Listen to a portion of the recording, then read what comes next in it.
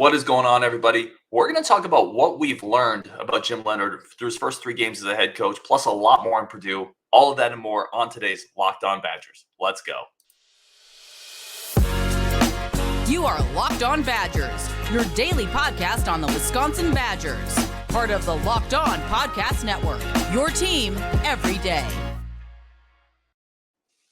What is going on, Badger fans? I am your host, the Locked On Badgers, Ryan Herrings. As always, thank you for making this one of your first listens every single day, your team every single day. Today's episode of Locked On Badgers is brought to you by Sling TV. Don't miss all the best matchups of the weekend right here on Sling. Sling TV, the TV you love for the price you love. Try it today. As always, we're able to get really good guests on the show. We're bringing Mike back on. Mike's been on the show before. Very insightful, really good member of our Discord as well. Always bringing up good points. Mike, man, welcome to the show. Welcome back, I should say. How you doing, man? Oh, I'm doing great. Still recovering from an excellent day yesterday. The game, it was perfect weather. The fans were amazing. Just the atmosphere was incredible. That's awesome. No, it's a great homecoming, right? Like you said, great weather, beat up on a team. Jim Leonhard's first game in Madison as a head coach. I mean, you really couldn't script a better first game as a Jim Leonhard head coach team. Oh, exactly. In Madison. Exactly. And there was no major injuries. Nothing big happened. Like, it was just everything you'd want. It went perfectly. As you said, perfect first game. Now let's talk about Jim Leonhard, because we're going to talk about Purdue coming up. But I want to talk about what are some of the things that we've maybe learned, or at least we weren't sure of about Jim Leonhard, that we have a better feel for now that he's coached three games. We've seen 3 games of him as the head coach. Where are we on Jim Leonhard? What have we learned? Yeah, so definitely what I would say is Mertz, and again, small sample size, of course, but Mertz has really had a new gear. In his 3 games since he's taken over, Mertz has thrown 9 touchdowns, 1 interception, and 650 yards, again, in 3 games. In the 5 games before that, he had 8 touchdowns, 6 interceptions, and 980 yards. And these have been 3 Big Ten teams, which Northwestern, debatable, but before he had 2 FCS warm-up games too to kind of help pad those stats, and they're still not that impressive. Right. And do you think that speaks to Jim Leonhard taking a hands-off approach, letting Bobby Engram just run the offense, whereas under Chris, I think Chris couldn't help but meddle. I just don't think he could help himself. And now it's kind of one of the things I think we've learned about Jim Leonhard, and I want to kick it back to you. He's not afraid to adapt. And he had a great quote that said, "Tradition doesn't die when you adapt." And that quote is so good, because you can still be Wisconsin with a little bit more of a modern offense. I totally agree. I love that quote too. And yeah, I've noticed too on the sidelines, he always has his mic up whenever the offense is out there. I think he's just letting Bobby Engram do his thing, try out the new things. And another great stat too that I found online, in the last 4 games, Mertz is 24 of 32, so 75% completion percentage when he throws on first down for 301 yards and 3 touchdowns. And most notably, no picks. So it's such a simple thing that we've all been slamming the table for, but it's happening now, and you got to credit Leonhard for that. Isn't it wild, by the way? Listen, this isn't like listen, I think we have some really good takes at times at Locked On Badgers, some like really insightful stuff. Like throwing on first down, which we've been, like you said, pounding the table for, is not some like incredible Einstein football thought here. We've just been like, throw on first down once in a while. Like, it'll really work, I promise you. And now that Bobby Ingram's there and he's really running the show, we're seeing it and it's working like we all figured it would, because you're throwing against stacked boxes. Like that shouldn't have been so hard to implement. And again, for some reason, under Chris, they just couldn't ever bring themselves to do it. But to your point, Jim Leonhard has kind of stepped away from that, let Bobby Ingram run the show, and the results have been obvious. Yep, I totally agree. And I mean, it's just so easy. Defenders at this level, they know how to read all the keys. They know the tendencies. I mean, even me, I played in high school, and there was nothing like the feeling when you found a key on film and then you blow up a play later on and you know it's happening. It's the best feeling there is. And I'm sure every team just loved going to it because they know it's going to be run, pass. And they could just key up all the tendencies. We had no variety. And they were like, oh, jumbo package, here comes a run. Oh, jumbo package, it's third down. Oh, they're going to pass. It was honestly too predictable. And we'll never know if Chris just kind of lost that drive that he had, that passion, but it was the right move. And I think Leonard's rebuilding that passion. Yeah. What else do you got with Leonard? Is there something else? So I think you're dead on with the offensive point, just letting And frankly, some of the best adjustments someone can make is let someone smarter than them do their job, right? And it's Jim Leonhard's a defensive guy. Bobby, like, let an offensive coach the offense, and that's hard for a lot of coaches to do. So that's a big time adjustment there, and it's obviously paid dividends. What else about Leonhard do you think that you've seen in his 3 games that's impressed you? Well, I definitely started seeing some positive signs in recruiting. Like at that game, we could actually see him on the field. There was probably 20 plus recruits down there, and you could tell they were having a good time. People were chatting with them. People seemed engaged. And even on social media, after on Twitter, you saw him standing with players, talking to them, and the speeches he's been giving. Players notices they want that attention. And I feel like I never saw Chris in photos. He was never out there just on the road. And actually in the post game too, he made a moment to state that the coaches need to hit the road with this upcoming bye week. And they need to get out there recruiting. We actually got our first crystal ball now in probably 3 months now for Rob Booker, who's a 2024 tight end from Wisconsin. Yeah, it's been a minute on the recruiting trail. I would say this, and I think this kind of ties into what you're saying, Mike. He hasn't lost the locker room. Like he feels very in control, and that's something that we really didn't know, because being a head coach is different than being a defensive coordinator. It feels like he has a pulse of the team. The communication's been clear, and the team is playing hard, which to me shows you that he's hitting all the right notes as a leader. So I think that's been really impressive as well. And on to that too, actually, now that you just made me think of it, the transfers have been very minimal. I mean, has there been a transfer yet that hasn't been someone where either they were getting passed up or there was really a lack of playing time? We really have not lost a single impact. Marcus Allen would be a nice piece, but he was passed up. He was 4th on the chart, maybe even 5th. He might be behind Engram. I mean, you can't blame a guy for wanting to leave and try to get more playing time. So we really haven't lost any key contributors. And if he can keep it like that, that honestly might be the best thing he does his whole first year here. Oh, that's a great point, man. I mean, think about it. There's been 0 impact transfers, and every player has a window right now where they can leave. And by the way, the window's not over. We're heading into a bye week right now. So I don't want to put the cart before the horse here. But there has been 0 impact transfers. Again, Marcus Allen was a very nice piece, but he had been passed up. Deacon Hill had been passed up. Logan Brown had an altercation. There was an incident with Logan Brown. So there's been no real hits there. And then look at the recruiting. Now there's players that kind of the Sharks are circling, but there's also been no decommitments from the recruiting class. I think it's really impressive when you've shifted coaches midstream, and everything's kind of. I think that's a sign that people know Leonard is probably the guy, and B, that they're confident in him being the guy. No, that's a great point with the no decommitments in the current class, and you can tell too. It seems like there's signs from what players are saying around in the field and the media. I think they're trying to tell that maybe Leonard might be getting that interim tag removed soon. That's just kind of, and again, Joe, I have no information on that. Just seems to be the vibe and hint from players. And one thing we have noticed too, which I don't think there's been a lot of fair made of it, but he's actually hired a new coach. He's brought back Colin Wilder, the old defensive back. So if he's making moves like that and like doing staff positions, I think he's probably getting real close to getting that interim tag removed. Yeah, it's probably a really good addition to that locker room, by the way. I mean, not that Wilder's going to come in and tactically change the X's and O's to a big deal, but he's obviously a high character, total leader, grit factory. So that's a big time addition and someone to help stabilize the coaching staff while this change is kind of happening. Any last thoughts on Jim Leonhard before we transition kind of into Purdue? No major things, just generally like the vibe, like you said in his quotes, his attention to the media, how he's been so forthcoming with the media. We actually get answers. We get insight.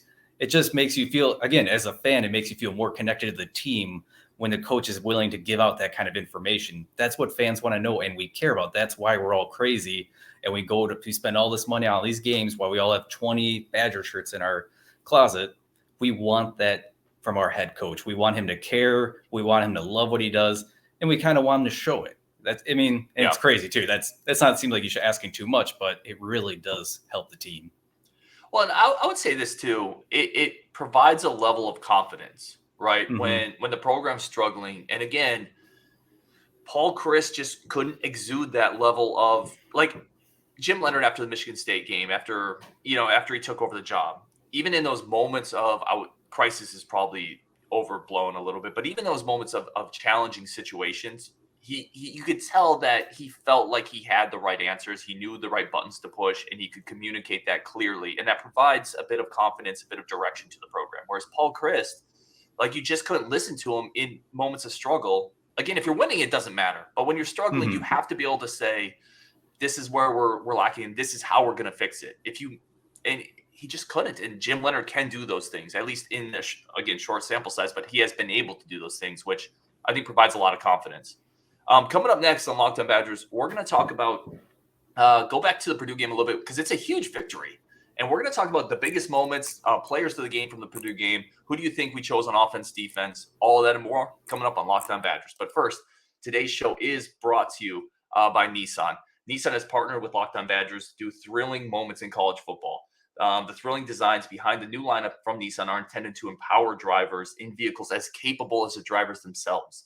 When I think of unbelievable abilities or moments on the field, this week's thrilling moment, it has to be last weekend. It has to be the thrilling moment of Jim Leonhard, the hometown hero, coming back to Madison, homecoming, big game against a red-hot Big Ten West team, and they just beat them up. We looked like Wisconsin used to look, and it was incredible. Great atmosphere, great weather, Jim Leonhard manning the sidelines, and it was awesome to see. It was absolutely thrilling. This segment has been inspired by the thrilling new designs featured across Nissan's new lineup of vehicles. Pursue what thrills you in the all-new Frontier, Armada, or Pathfinder today. Available now at NissanUSA.com. Thank you for making Locked On Badgers your first listen every single day. For your second listen today, make sure you check out Locked On Sports Today. From the games that matter to the biggest stories in sports. Go beyond the scoreboard and behind the scenes with local experts and insight only Locked On can provide. Locked On Sports Today, available on this app, YouTube, or wherever you get your podcasts. I want to thank everyone again for tuning in. We're going to get Mike back on the show. Always grateful for his time. Certainly, you can check him out here when he's on, but also on our Discord. Mike is always on there providing awesome insight. Definitely appreciate him jumping in. Let's talk Purdue, because, again, that was a big, big game, man. Let's start on offense. Who is your offensive MVP for that game? So I'm going to cheat. I'm not going to go with a player. I'm going to go with Bobby Engram. Give him a little credit for that offensive game plan. Like, as we were stating earlier, with the whole passing on first down in this game, Mertz was a perfect 5 for 5, passing for 81 yards on first down in the first quarter, and he had a 29-yard pass to Bell. I love it. And sticking to your theme here, they also got Mertz out of the pocket a lot. When is the last? I'm trying to think of previous Badger quarterbacks going back, outside of obviously Russell Wilson, who's the unicorn of Badger quarterbacks. Which recent Badger quarterback can throw as well on the move as Graham Mertz? Oof. I can't think of one. Like, when you roll him out, he's incredible.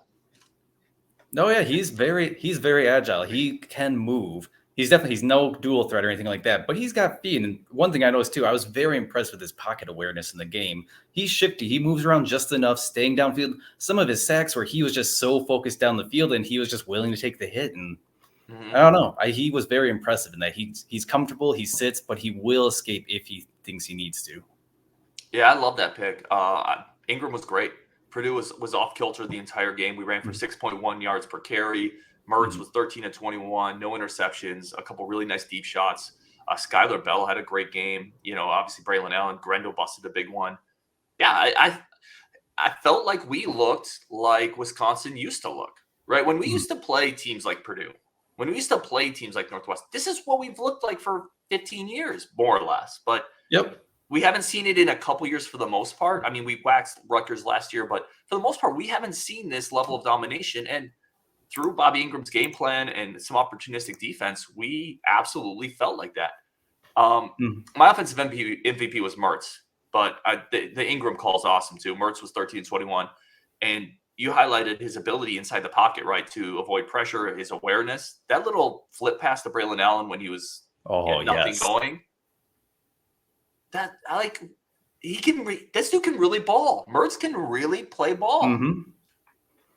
And of course, we see every now and then when he overthrows a ball or he skies a pass, and we think, "What are you doing?" I'm sure, we all want to jump on him from our chair and think that he just totally missed it, but we don't know what he's seeing. We don't know what the keys are. I think he knows a lot more than we ever will know. And a lot of those, they're probably thrown away on purpose. He's avoiding a play, and it's just dead play. That's the smart move. I'm sure anyone with more knowledge and more film could say that was probably the right decision. He made the right move. didn't take a sack, and just ended the possession. I mean, I think he definitely outplayed Aiden O'Connell, right? Oh, definitely. Obviously, he outplayed Aiden O'Connell, no turnovers. He's been really good this year. What about defensive MVP? Oh, yeah. And quick, I want to say for my stat too, I think I said perfect 5 of 5 passing on first down. I meant to say just in the first quarter. Don't want anyone thinking that he was just completely perfect that whole thing. But also, did you like his QB sneak? No, I hated it. That was so weird. So I gotta feel like there was miscommunication there. I wish someone would have asked Jim Leonhard about it or Bobby Engram, and maybe if they did and I missed it, someone let me know in the comments. Here's the thing: this season is sunk to the bottom of the ocean if Mertz gets hurt, and that's no shot of miles per cat. I'm just saying, like, he just hasn't played. Like, as good as Mertz has been playing now, you can't lose him. You can't take unnecessary shots. So I don't know what happened on that play. If I want criticism of Mertz, it's even on a busted play, you can't take unnecessary hits. You should honestly just like kneel down and live to play another day. That's my take on that. I can't imagine they called quarterback power. It was like in the third quarter. So I think it was probably a busted play of some kind. But I wish in those moments, Mertz has to be very aware of the fact that we have no backups right now. I mean, we have backups. We have no established backups is what I should say. Yeah, and we have no depth. And yeah, I totally agree. Especially, it seemed like he charged that linebacker with the hit. I was like, just dive. Go down. Just go down, bro. You're so important. I mean, Engram must have been feeling himself if he actually called that. Because, I mean, I loved it. Like you were saying, too. Allen's first run touchdown was from the shotgun. It was a handoff from the shotgun. No one touched him. It's just beautiful seeing that. We had passes from under center. We were in jumbo that turned into rollout passes. Mm-hmm. It's just, you couldn't predict it. I was actively trying to predict this is going to be a run. This is a pass. And you're like, whoa, it's actually not predictable. Yep. And the defense reacted that way. By the way, Purdue's defense reacted like we were unpredictable. I mean, they got out-gapped. They couldn't keep Mertz in the pocket. You know, they were run blitzing. We were throwing behind them. The only thing I would like to see a little bit more of, listen, Ingram's still finding his flow too. Like, it's not fair to say, Bob Engram, please be perfect now. You've never been an offensive coordinator, and you're shifting roles mid-season with Paul Chris leaving. So at times we're probably too at times I'm too critical of Bobby Engram, I'm sure. I would like to see some more attempts to get Grendo on the edges, to isolate him more in mismatch moments. I don't like using him as a sledgehammer up the middle. I don't think he's that dude. Power sweep, jet sweep, wheel route, screen, all that stuff to get that type of athlete on the edge. I would like to see more of, but it's hard to complain when you just dropped 35 and had a really good offensive showing against a Big Ten team that was 5-2. Agreed. And when Grendo had 10.3 yards per rush, like, he was still electric out there. Yeah, he's a stud, dude. The thing is, most college teams don't get athletes like Isaac Grendo that often. It's not just us. I mean, take Ohio State out of it, but like, he's a 6'2", 6'1", 220-pound guy. He runs a 4.4. We got to get him on the edges, is all I'm saying. And that touchdown. Oh, go ahead. No. Let's see, even on that touchdown, he stumbled and then he still burned them all. Like, he gave him all like a good 2 seconons to try to catch up, and then he still was able to just burn them. It is something special. And he ran through an arm tackle because he's a 220-pound dude that is that fast, right? He's not like a 5'8", 160-pound trick player. Like, I love his athleticism. Let's shift defense here. Who is your defensive MVP? I think I know who we're going to go with here, but yeah, I think we're probably going to both pick the same, but it's got to be Alex Smith. The whole secondary has a whole vibe. You've been saying it a bunch too with your analogy with the baseball pitchers. Yeah, when you have your starting cornerback, it puts everyone else down one more spot in the rotation, and you don't have your second best quarterback all of a sudden covering their elite number one receiver. It just makes it easier for everyone. And again, too, once we get Wooler back, I think the secondary will actually be able to shape up a lot. We've had some bad luck with injuries at the key spots and our key players, and we still, honestly, I give credit to Leonard too. The defense is overall held up. Yeah, like, throw Ohio State out the window, right? I mean, Ohio State just dropped 50 on Iowa, who's been one of the better defenses in college football this year. But aside from that, I think the defense has, for the most part, been okay to pretty good. I'm actually going to go, I think Alexander Smith is a really good choice, but I'm going to go Torchio. Another secondary member, right? Got the pick 6, had another pick, 10 tackles. I had a buddy of mine text me in the game, Mike Millman. He said, Torchio looks like Ronnie Lott out here. And he really played fast, instinctive. He still misses a couple tackles, but listen, he was great. And between Alex Smith coming back, Torchio playing really well, there's no shock that Aiden O'Connell struggled. Let's go here. Biggest moment of the game to you that if you look back at this game years from now, what's the biggest moment that stood out to you from this game? Ooh, that's a good question. Honestly, I will say that 4th and goal line stand, which even just that stand in general, like if this had been a Paul Chris team, they would have not had that drive, that just tenacity. And Turner just made 2 amazing tackles back to back, Incredible. Blew up the screen. The ball was short. Well, don't have to go past that. It shouldn't have been a thing, and the way he reacted to that call when he was just out of his mind over it. Mm-hmm. That's what I'll remember. And you can tell he has the passion, he has the care, and I think we have the talent. Like, I'm sure a lot of people are kind of ragging on our linebackers not getting pressure. I don't know really what is the problem. I don't know if they're just too new. They just don't have the reps, or maybe it was the whole drama with our inside linebacker coaches. But I think it'll all shape up. And eventually, if not this year, next year, I think we'll have another solid, typical Wisconsin stable of linebackers.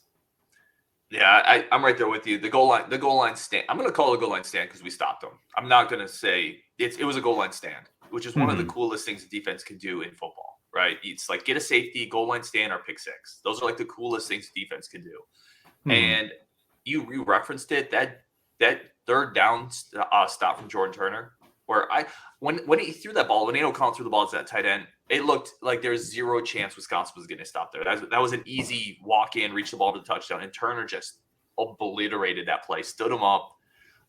That stand, that sequence showed so much heart, so much grit, so much determination, so much about what Jim Leonhard is trying to, I think, instill into this team. I was on board from that moment on.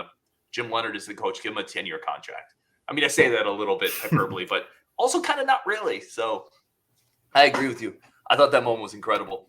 Coming up next, we're going to finish up on Purdue, a couple positional groups that look good, and then maybe talk a little bit going into the bye week, what Mike is hopefully looking forward to come out of that bye week. That's coming up next on Locked On Badgers. But first, today's show is brought to you by our friends at Sweat Block. I've talked to you about my buddy Tony, who definitely had kind of a sweat problem. We used to sweat so much. We used to say, actually refer to being sweaty as being all Tony. And we're like, Tony, we're getting all Tony. You couldn't guard him in the post, right? You just slide off of him. It impacted his social life. It impacted his, just his life in general. Sweat Block fixed his problem. Sweat Block gives you confidence to wear what you want without embarrassing underarm sweat, odors, all of that stuff. And Sweat Block was featured and tested on the Rachel Ray Show by firefighters. If you can pass that test, you can pass just about any test any of us are going to throw at it. If you are someone who loves experiencing embarrassing sweat or odor, try Sweat Block. Save 20% with promo code LOCKEDON at sweatblock.com. Also available on Amazon. I want to thank everybody again for tuning in to Locked On Badgers. Really do appreciate it for sure. Your team every single day. We're going to continue talking a little bit of Purdue and just some general thoughts about where Wisconsin football is at right now as a program. I want to go here. I want to talk positional groups a little bit and maybe what kind of jumped out from Purdue. You mentioned inside linebackers. That's one I wanted to get started with because I thought we talked about Jordan Turner, who I think played the best game of his season.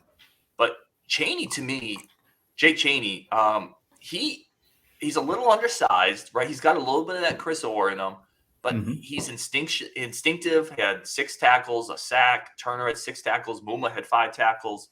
To me, it feels like the inside linebackers are really coalescing here. No, yeah, I totally agree. I actually have the same note too. He was my next, probably my third choice for kind of defensive standout. And I did notice too, it definitely seems like Leonard, and maybe I haven't noticed in the last few games, but he seemed like he have a lot more stunts on the line, a lot more inside linebacker blitz. And I feel like they were just ever so close. Like they didn't get any recorded QB pressures, but it still felt like they were close. They were causing trouble. I think if they can just get that little bit of edge, a little more experience in their belt, they're going to start getting more disruptive.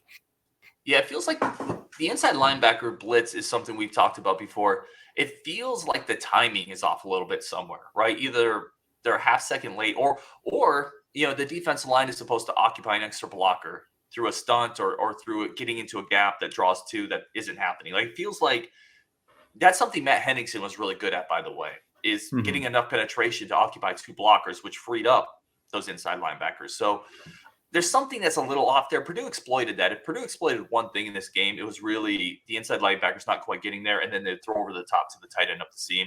But I still I think it's been a while since we've seen, that loop around sack by Chaney, those big tackles by Turner. Muma is a thumper when he gets there. I really feel like this position is starting to come together. I want to kick it to you. Was there any other positional groups, offense, defense, special teams, anything that stood out to you? Again, it's very surprising to have such a deep set of receiver core. Like even now, we can literally have Marcus Allen leave, and I just think, that's not a big deal. It's not. I mean, he's got a lot of talent. He has a little issue holding onto the ball. We all know his hands sometimes aren't the strongest, or he just, for some reason, can't eye the ball into his hands and keep control of the ball. But we've gotten to a spot now where we actually feel pretty good about it. I'm honestly not worried. So whatever, Whittingham's the name, right, of our wide receiver coach? Whitted. Elvis Whitted. Yep, Whitted. You're right there. Yes. Yeah, great hire. I hope if Jim Leonhard stays the coach, I really hope they retain him. He's taking 3 stars out of nowhere and just turning them into above average, if not solid. I wouldn't say they're all DK is a number 1 receiver, but everyone else are solid 2s. Yeah, I think you're dead on. It's funny. I mentioned inside linebackers. That's where you were going to go. You're bringing up receivers. That's where I was going to go. Like Legos right now, we're sticking together on this. I love this group of receivers, and I made a note. We can't catch Ohio State type receivers, but we can close the gap because Ohio State's always elite kind of in that area, right? Mm-hmm. So once you're elite, you can't really get much better. What we can do is bring up our level a little bit and close that gap. And I think that's what Whitted has done. I tell you, Skylar Bell looks incredible to me as a number 2, people forget he's a redshirt freshman. Yep. He's got a lot of balls still to develop, but you can't tackle him with one guy. He's explosive. You still have Keontae Lewis. And I like the young group we have with Vinny Anthony, McIntosh, Chris Brooks.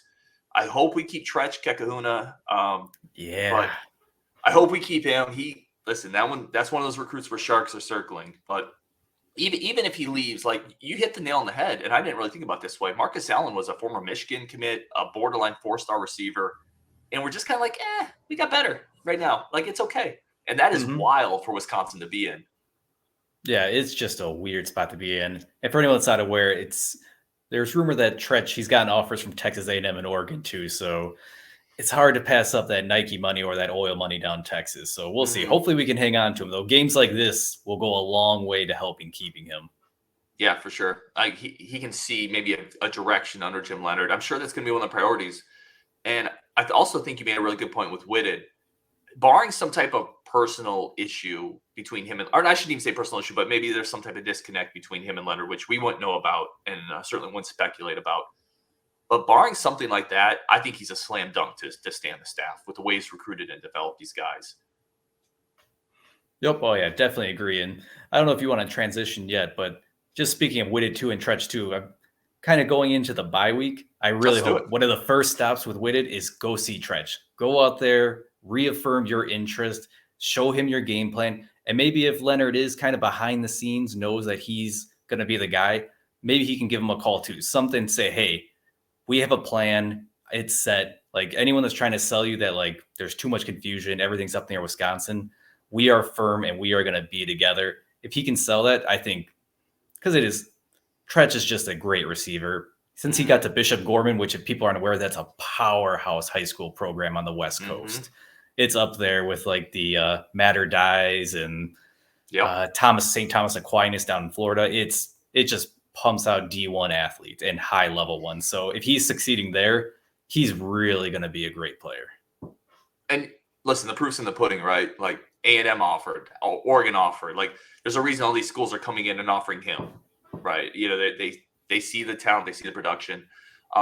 Anything else going into the bye week, coming out of the bye week? What's something else, and we'll kind of finish up here, that you think is going to be important for Wisconsin to attack in this little bit of respite that they have?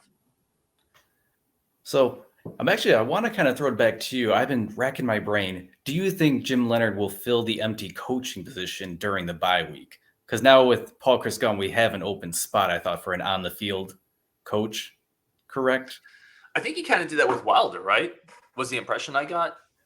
I thought that was more in a game assistant role, too, because, all the articles, I couldn't find out what exactly position he was and in what level it was. And I kind of want to get back to you to get more information on that. Yeah, listen, I apologize for everyone listening. I'll never blow smoke to people, so I guess I'm not 100% sure what role Wilder has. I don't think there'll be any big coaching adjustments right now.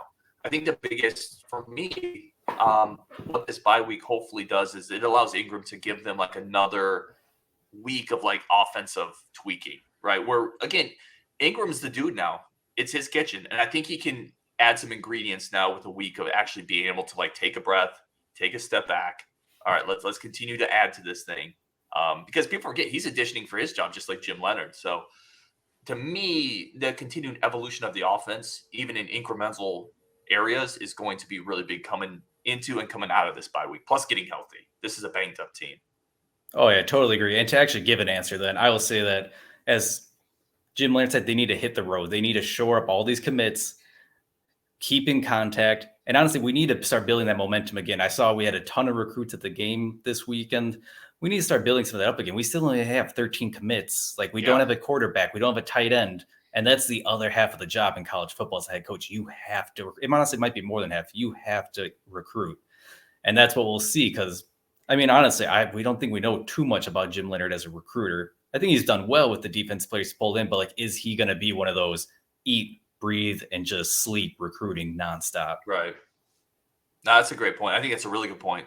That's got to be one of the biggest goals of this bye week is to at least at a minimum, to your point, shore up the current class. All right, he is Mike, always insightful. Awesome to have him on the show again. Definitely let people know if you do have any socials where they can follow you. Oh, no, yeah. Okay. I got nothing, so. No worries. He is on the Discord, though. Ladies and gentlemen, he is on the Discord, and he's awesome on there. So come join our Discord, chop it up with a bunch of like-minded Badger fans. I want to thank everybody for listening to Locked On Badgers, making it your first listen every day. Again, when you're done here, go check out Locked On Sports Today podcast. It's the biggest stories of every day, plus instant reactions, big game recaps, and take of the day. Available on the Odyssey app, YouTube, or wherever you get your podcast. Thank you, everybody, so much for tuning in. We'll talk to you tomorrow on Wisconsin.